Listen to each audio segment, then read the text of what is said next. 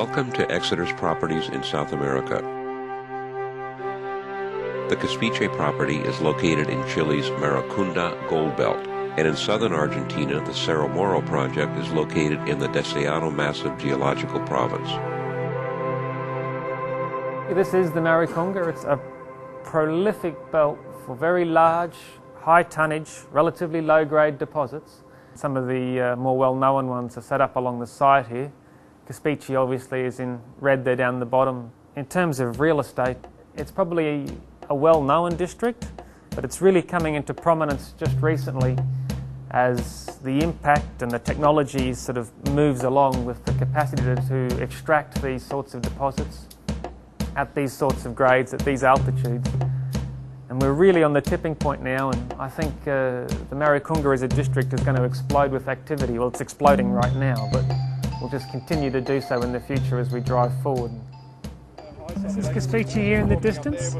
You can see we're up very high. We're up around sort of 4,000 metres at the moment just here, but despite that, it's not actually that rugged a terrain. The topography is quite flat.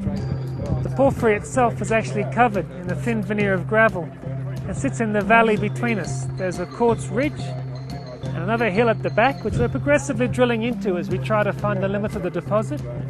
We have satellite deposits sitting further back.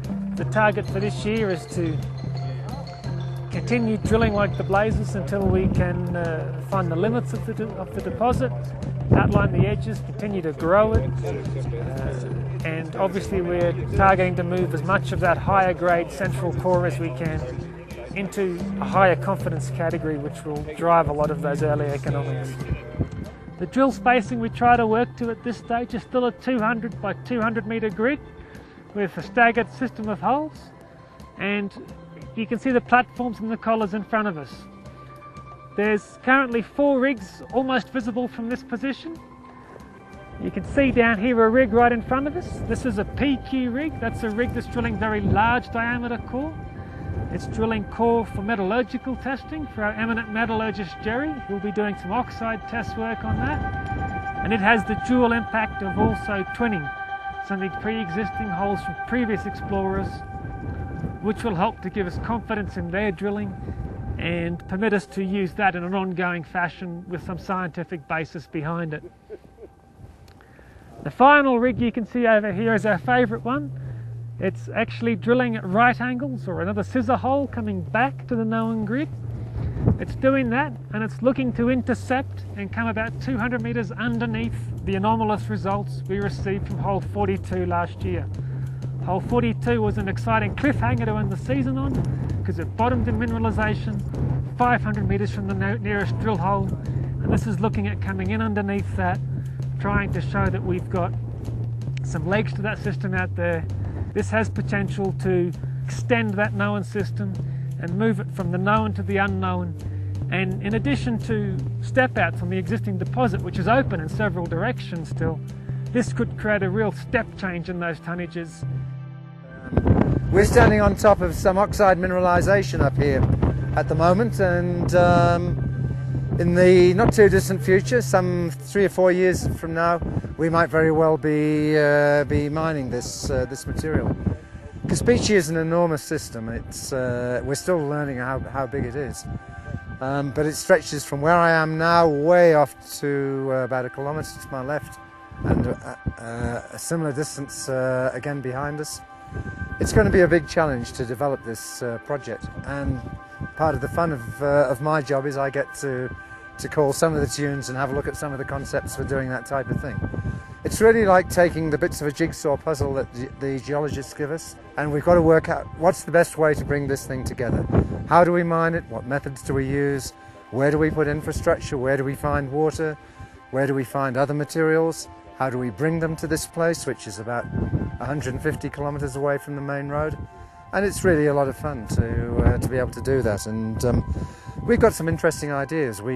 This pit is so big that it really could stretch down to about 1.1, 1.2 kilometres of depth. And that would make it one of the biggest pits in the world.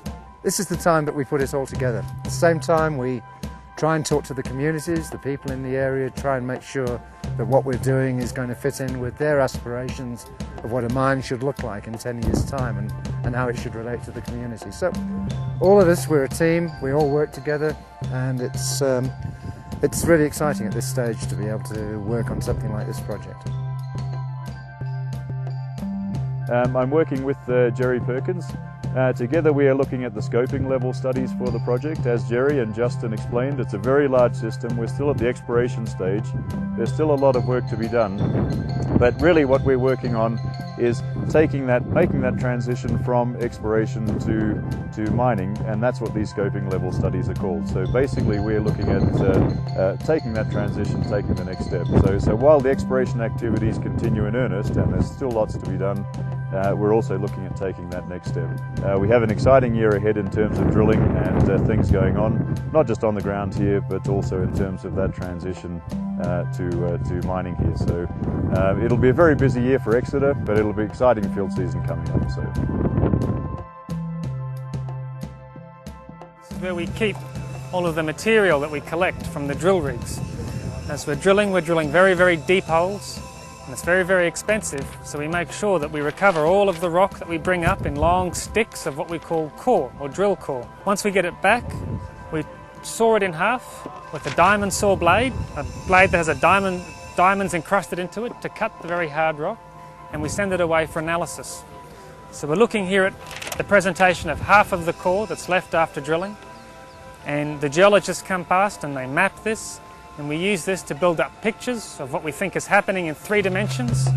From this point data, we build up models of the different types of rocks, where the contacts are, the alteration, where the fluids have been, and most importantly, where the mineralization is.